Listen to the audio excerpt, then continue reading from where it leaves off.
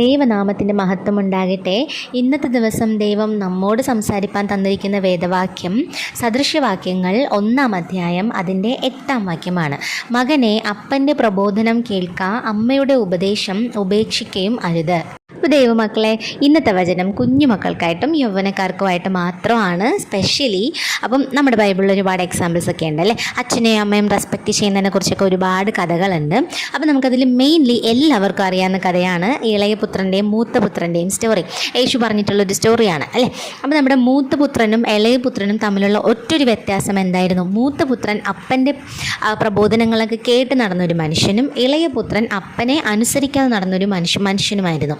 അപ്പം അവസാനം രണ്ടുപേരുടെ ഗതി എന്തായിരുന്നു? മൂത്തപുത്രൻ അപ്പൻ്റെ കൂടെ അപ്പൻ്റെ വീട്ടിൽ അനുഗ്രഹമായിട്ടിരുന്നു. ഇളയപുത്രൻ അവസാനം പന്നിയുടെ തീറ്റ പോലും തിന്നുന്ന ഒരു ഗതിയായി. അപ്പം നമ്മളെല്ലാവരും മൂത്തപുത്രനാണോ ഇളയപുത്രനാണോ എന്ന് ഇനി നമ്മൾ ഡിസൈഡ് ചെയ്യണം.